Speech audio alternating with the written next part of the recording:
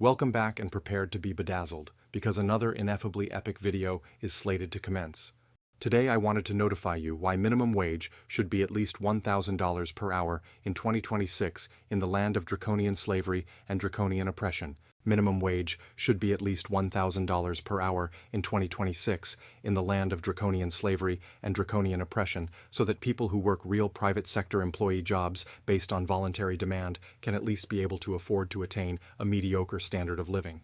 As of March of 2026, the financial cost of living is inordinate and is on a trajectory to continually amplify every year in this controlled market economy.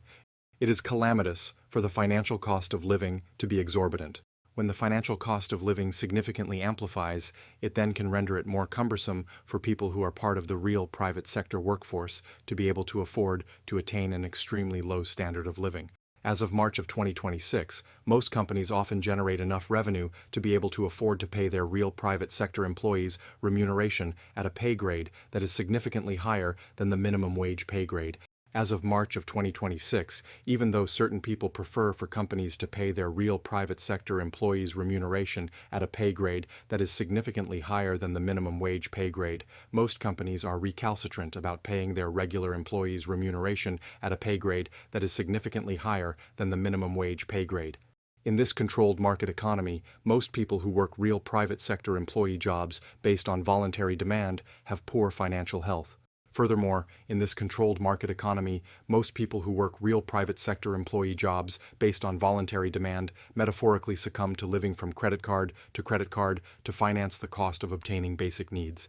Metaphorically succumbing to living from credit card to finance the cost of obtaining basic needs adversely impinges on a person's financial health.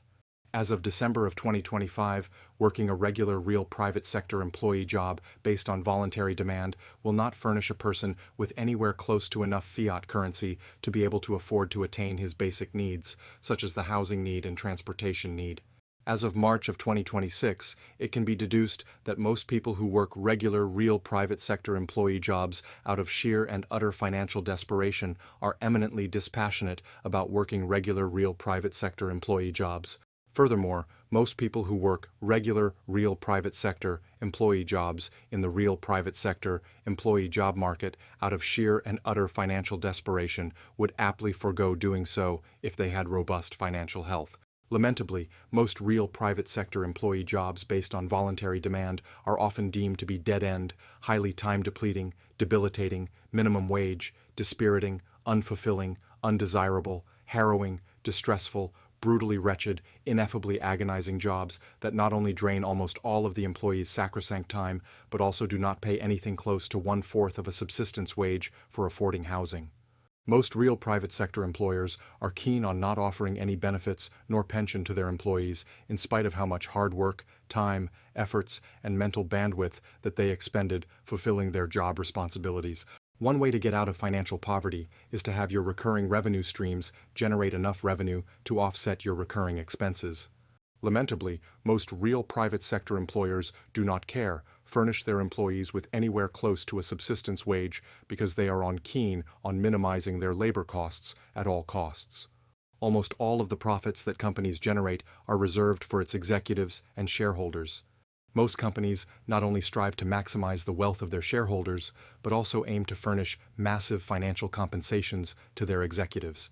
Most companies are also keen on furnishing sizable retainer fees to their external directors. The board of directors also sets forth the compensation for the chief executive officer. People often grossly underestimate how financially lucrative it can be to a chief executive officer of a highly profitable company. The pay grade that the board of directors set forth for the chief executive officer's compensation is enormously lofty. An exorbitant amount of chief executive officer earn over $165 million in compensation. If a chief executive officer, for instance, earned $165 million per year in compensation, then he would be receiving almost $22.04 per second. Furthermore, if a chief executive officer, for instance, earned $165 million per year in compensation, then he would be receiving about $79,326.92 per hour.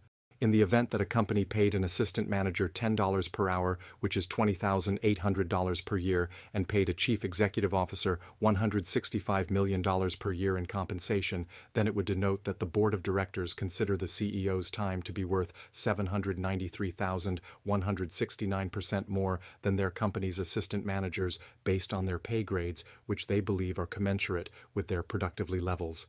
If companies paid a livable wage to their employees, then a chief executive officer who earns $165 million per year in compensation may possibly need to take a financial pay cut to render it possible for the employees to receive a livable wage. A CEO who earns $165 million per year in compensation earns about 793,169% more in financial compensation per hour than an assistant manager who, for instance, earns an hourly gross rate of $10 per hour at the company. As of March of 2026, the average CEO is often unwilling to take even a modicum of a financial pay cut if it was the only way to offer the employees a livable wage. Borrowing equity out of your life, time, happiness, dignity, health, and future wealth just for a pittance of a non-subsistence wage, which at most provides you with an iota of perishable, ephemeral, fleeting short-term relief so that you can afford to buy some food, is not only an eminently inefficacious way to generate revenue, but also provides no basis for ever being able to have a financially prosperous future. You should aim to establish and build up multiple sizable recurring revenue streams to be able to offset your recurring expenses. If your income-generating assets that comprise your recurring revenue streams are able to generate enough cash inflows as an aggregate to offset your cash outflows, then you can liberate your time if you no longer need to relinquish your precious time to an employer to generate revenue. As of June of 2024, there are an exorbitant amount of real private sector employee jobs that have hazardous employee working conditions that render an employee at an extremely high probability to contract workplace injuries. Working a real private sector employee job that has dangerous employee working conditions at the employer's job site without having proper safety equipment on will render a person at an extremely high probability to contract workplace injuries, especially in contexts in which he works in an unsafe work environment and is expected to perform intense manual labor at a fast velocity. Working a real private sector employee job that has perilous employee working conditions is a grave disservice to oneself. The longer the duration that a person sustains working a real private sector employee job based on voluntary demand for that has hazardous working condition at an employer's job site, the higher likelihood that he will be at to contract a workplace injury that can potentially render him maimed. A person should abstain from working a real private sector employee job that has perilous employee working conditions. Contracting a workplace injury can not only be a traumatic experience that causes immense distress, but can also be an ineffably harrowing experience that can potentially render a person maimed. If a person becomes maimed as a result of having contracted a workplace injury at an employer's job site from having worked a real private sector employee job based on voluntary demand in an industry that has hazardous employee working conditions, then it can severely undermine his well-being and can also adversely impinge on his quality of life. If a person becomes maimed as a result of having contracted a workplace injury at an employer's job site from having worked a real private sector employee job based on voluntary demand in an industry that has hazardous employee working conditions, then it can also render it cumbersome for him to be able to perform basic functions. Having a vessel that is severely maimed can render a person all the more vulnerable to experiencing chronic inflammation. Nothing beneficent can ever ensue from succumbing to becoming maimed. If a person becomes maimed as a result of having contracted a workplace injury at an employer's job site from having worked a real private sector employee job based on voluntary demand in an industry that has hazardous employee working conditions, then it can potentially render it all the more cumbersome for him to engage in moderate intensity exercises for the prospect of reaping the health benefits of exercising. If a person becomes maimed as a result of having contracted a workplace injury at an employer's job site from having worked a real private sector employee job based on voluntary demand in an industry that has hazardous employee working conditions, then it can also render it all the less of a viability for a person to pursue a career as a professional athlete in the vast majority of professional sports. If a person who is an independent contractor, for instance, becomes maimed as a result of having worked a real private sector employee job based on voluntary demand in an industry that has dangerous employee working conditions at the employer's job site, then an employer is inapt to provide him with any additional remuneration for getting maimed at the employer's job site. Companies that are a part of industries that have dangerous employee working conditions rely on a fleet of independent contractors to conduct their business operations.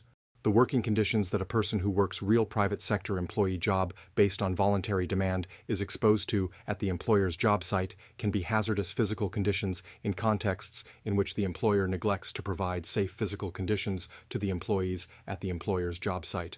An employer should never provide hazardous physical conditions to the employees at the employer's job site.